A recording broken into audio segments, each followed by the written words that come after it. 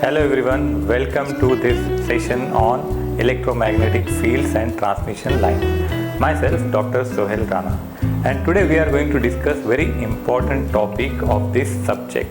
The entire subject is summarized in the topic what we are going to discuss today. As we know that in this subject we have to study mainly the four fantastic alphabets related to fields and vectors. Those are E, H, D and P. E is electric field intensity, H is magnetic field intensity, D is electric flux density and B is magnetic flux density. For these four vectors, there are four equations. Those are given by Maxwell. Yes, we are going to study about Maxwell's four equations. These four equations summarize the entire electromagnetic field concept. So there will be a question related to Maxwell's equation where you may be supposed to answer or derive the equations in point form and integral form. So today we will divide this session into two parts. In first part we will see the derivation of first two equations, equation 1 and equation 2. In this session we require the knowledge of del operator and Stokes theorem, divergence theorem and topics related to density, which we have recorded and shared earlier in the topic named the details of del operator and related terms. So let us begin with this session. As we know that we are representing a point P, that is our charge, which is a tiny object. If we zoom it for 3D illustration, we are imagining it as a big sphere. This charge is core of everything in our branch. Maxwell's equations are also dealing closely with the behavior of charge. One charge, a single charge, is represented by Q. If we have so many charges placed in one after one, it will constitute a line, and this line will have number of charges. Its density will be given by rho L, that is the line charge density. If we connect so many lines together, then it will become a surface. So in that case, the charges enclosed in that surface will be termed as rho S, that is surface charge density. And if we connect so many surfaces together, we will get a volume. In that, the charges will be considered as rho V. So it's all about charge and number of charges present in our setup. So first two equations of Maxwell's are related with the Gauss law. What Maxwell did actually, he used the earlier derived equations and modified them, and he removed the inconsistencies in them. So there were earlier scientists, their equations were already existing. So three scientist equations Maxwell's have taken. First one was Gauss, second Faraday, and third one was Ampere's. The first two equations of Maxwell's are related with Gauss law. First one is Gauss law related to electric field, and second one is Gauss law related to magnetic field. So before that, let us discuss the Gauss law. Gauss law is about a point charge. If we consider that there is a point charge, there will be production of electric field intensity around that. And electric field intensity and electric flux density both are interrelated with each other with one relation, that is D is equal to epsilon E. What Gauss law states that if we have a charge enclosed in a closed surface, then the total discharge going outward will be equal, the total electric flux enclosed in that closed path will be equal to the charge enclosed in that. For that we will consider one example. Suppose you imagine that you have a water filled balloon, and that water filled balloon, if you puncture it, what will happen? There will be outflow of the water with some force in all the directions. This is nothing but divergence. This concept is very important in this aspect. So what happens in divergence? The force lines, the fluid will go out in all the direction, and the volume of this balloon will shrink towards zero. So that is the basic concept of Gauss law. So something same happens here. If charge is enclosed in one closed path, and if we take the divergence of that charge, then what will happen? The same amount of charge will be converted into the flux, and it will have the flow. So here we can see that here d bar is electric flux, that is normal to the surface of the Gaussian sphere. Any place where we can apply Gauss law is called as Gaussian surface. So in Gauss law session it is discussed in detail. So this is about Gauss law. So it may have normal component or it may have some component with angle. If some angle is there, it is given by, say, d bar dot ds bar cos theta, and if its horizontal component will be given by d bar dot ds bar cos theta. So flux lines are invisible lines. They are not physical like charges. Electric field intensity, magnetic field intensity, D and B, all of them are the force lines.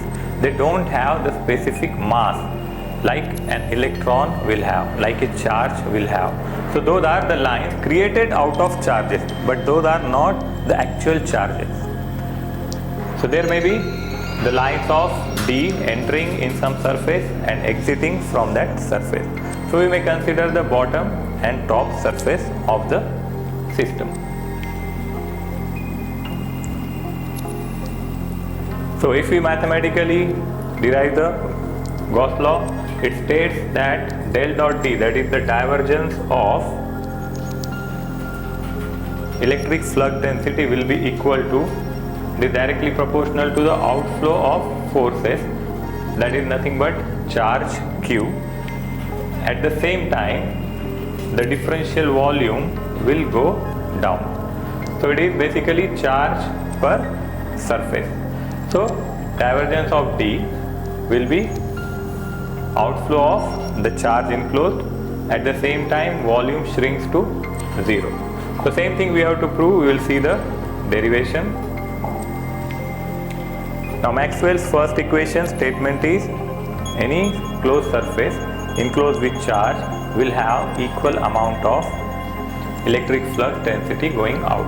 So let us begin with this derivation. So what we have to derive the statement. If we write mathematically we can write it as closed integral of d bar dot ds bar is equal to the charge enclosed in that. So from here we have to derive the point form of Gauss law. Gauss law for electric field intensity. This is nothing but Maxwell's first equation.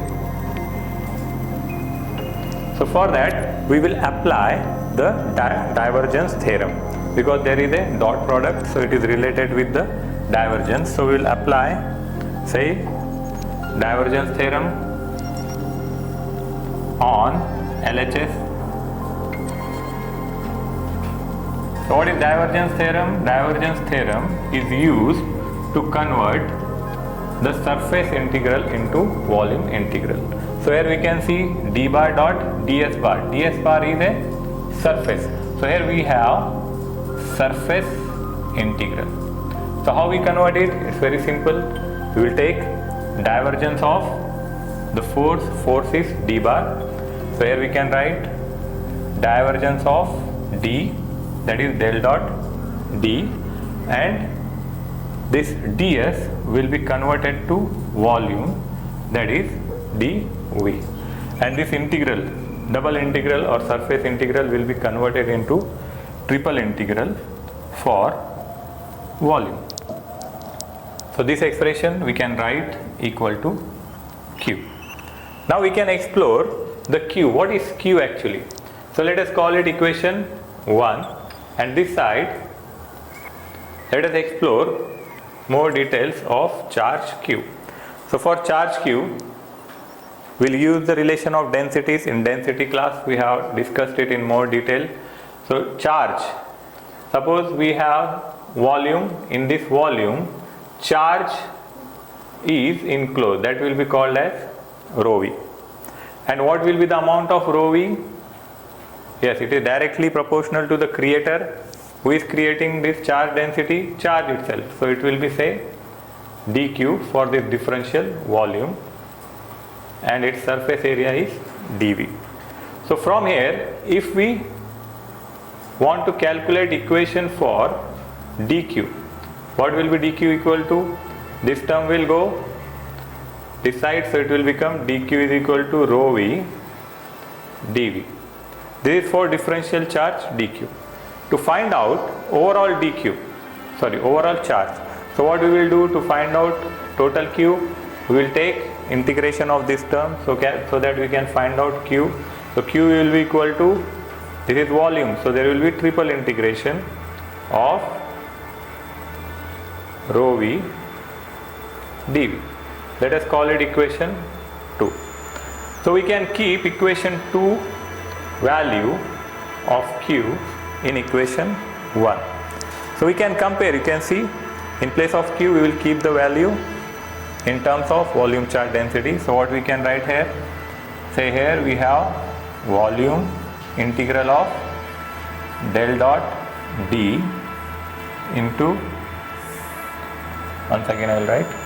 So here we have volume integral of del dot d into dv equal to, again, volume integral of rho v dot dv. So now we have made same type of integral at both the sides. So this side also volume integral is there, and that side also volume integral is there. So if we compare both of them, if we cut down the integrals both sides and this dv from both sides, so what will be the relation? We'll get del dot d is equal to rho v. This is nothing but Maxwell's first equation. So Maxwell's first equation, you can remember it as, this is based on the Gauss law for electric field. So this is about Maxwell's first equation. Now Maxwell's second equation is also related to dot product. So first two equations will use dot product, and next two equations will use cross product. Likewise we can remember. First two equations are related to Gauss law. One is related to electric field, second one is related to magnetic field, that we will see. So for that I want you to imagine the magnet. So suppose here we have a magnet. So here we have one magnet. Magnet will have the north pole and south pole. So all of us might have played with the magnet in childhood. What is there? There are flux lines around the magnet. We cannot see them. We cannot even feel them. But if we put some object like small pin around the magnet, what it will do? It will attract it. That means there is a proof of there is some kind of force around that. What we have to find out is divergence. Divergence is some kind of outflow from one single point. Like a sun, it emits light in all the directions. Like the example of balloon, if we puncture it, it will flow in all the direction, right? So these are the example of divergence. Now if we imagine the divergence of a magnet, divergence basically it starts from a single point. So if we imagine a magnet, divergence of a magnet, say we'll have north pole and south pole. So what we require? We require a single pole. From single point it should go out. For that we have to separate north pole and south pole, because at present there is a bipole and these force lines are continuously moving around these two poles. So to get the divergence, basically the concept of divergence, we have to cut it into north pole and south pole. But if we cut it down, is it possible to get separate north pole and south pole? You break a magnet. So what will happen? North, south? No, we don't get again north and south. Again there will be production of another pole. Even if we make 1000 pieces of a magnet, then also we cannot separate the south and north pole. Every time there will be generation of these two poles by default. So that is the basic concept we can easily remember. So mathematically what it says that a magnetic flux density closed in a surface, that is B bar dot ds bar, will be equal to 0. So from here we can derive the point form. So again we will take the divergence.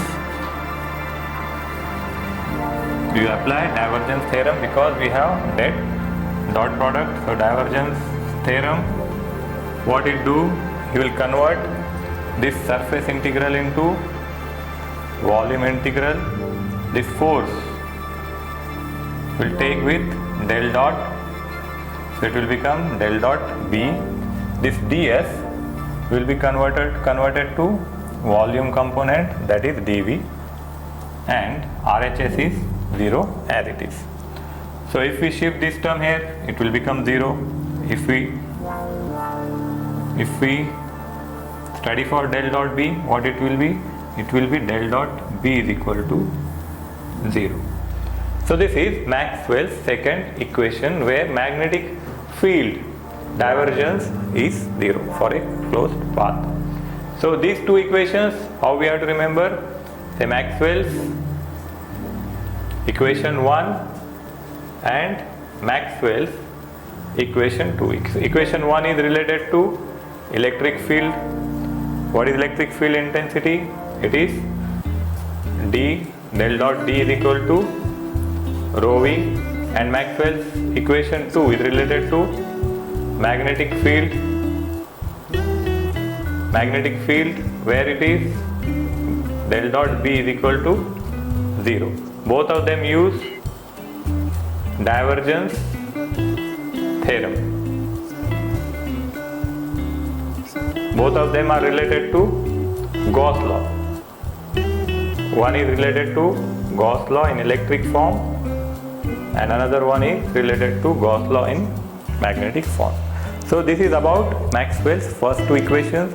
Now in coming session we will discuss another two Maxwell's equation, and based on that there are some sub questions which may be asked. So that also we will discuss in the coming session. So thank you very much. Have a good day.